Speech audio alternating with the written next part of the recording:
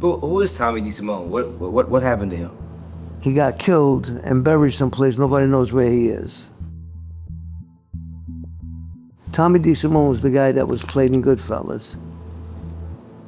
Joe Pesci played Tommy DeSimone. Oh wow. Okay, so did you know him? Oh yeah.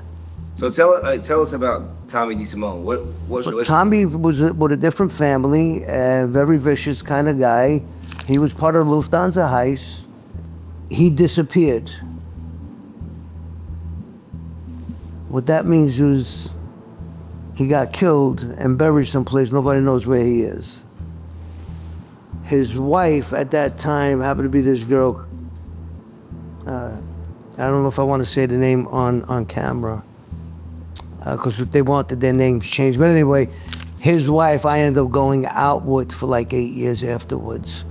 But before I did it, I wanted to make sure, because you go with somebody's wife and they're still around or even hiding out, that's a death sentence. So I went to my guy Nicky and I said,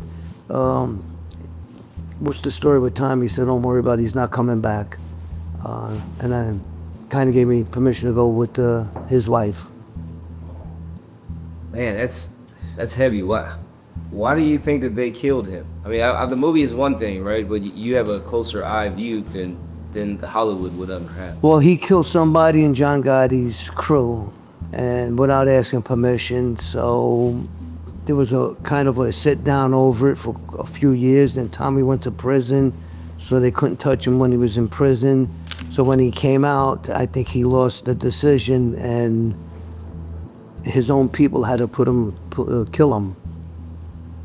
That's interesting. So this is two different families coming together saying, hey, you violated. Yes. You got to take care of your own, and we're going to do it for you. Exactly. Yeah. Good point. Yes. So there's a guy named Vinny in the book, too. Something happened to him and his girlfriend. You know what I'm talking about? No, like I said, I haven't read the book in a long time. And my author, I didn't write the book, just to let everybody know that it's my story, but somebody else wrote the book. And I don't know how many names he might have changed, because I told him certain names couldn't be in there anymore. I don't remember which names. But Vinny, I don't know. Well, something happened to him and his girlfriend, and it had I told you. Oh, you're talking about the guy that was killed him and his girlfriend were killed at the airport. Mm-hmm. He was part of the Lufthansa heist. Yeah. His real name was Louis. Okay. He was a childhood friend of mine from Fulton and Rockaway, an F&R guy. Oh, he's an F&R guy. He was an F&R guy. We haven't seen each other for years. Matter of fact, he was the one that started making me play hooky, because he was going to Edison High School, and he was a year older than me, and he took me under his wing, and we both played hooky together. So. Do you remember this guy named Cuchillo? This guy, you know, it was in the book. His name was Cuchillo, Cuchillo. Cuchillo, yeah. You wanted to kill this guy. Yeah. You know, what was going on with that? Well, I was big with freebasing, and he was one of the guys that used to be a good cook for freebasing. So he turned me on to freebasing, because I was getting really bad with the coke. And I was getting a lot of coke in. But instead of selling it, I was throwing parties with it. And he would be the guy that would cook for us, and then we get high together. And then after a while, I just noticed that we should be getting a lot more out of this bag that I brought over, and we're not getting it. So this one time, somebody had mentioned to me that he would wear 2 pairs of pants,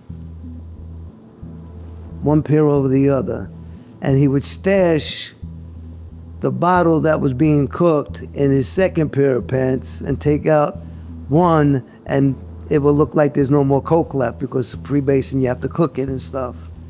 So this one time I got very suspicious, and we getting high together, and I couldn't understand. He wanted to go home because we ran out, and usually I'm the guy that goes out and gets the coke to start the party all over again.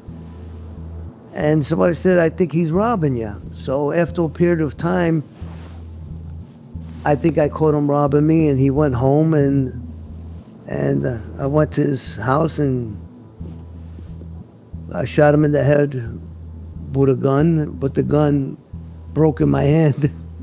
So it got stuck in his skull, but didn't penetrate all through. And he ran out of the house. It was a big apartment building, an apartment, and from my understanding, he got hit by an ambulance, and they took him to the hospital. So you shoot him, but the gun malfunctions. It didn't go all the way to his head. He runs out the house, got hit by an ambulance. Yeah. You can't make these stories up, trust me. Oh wow, that's amazing. Okay. But he kept his mouth shut. Didn't say I was the guy that shot him in the head. So that's interesting, right? So You know what's even more interesting? 2 months later, me and him getting high together.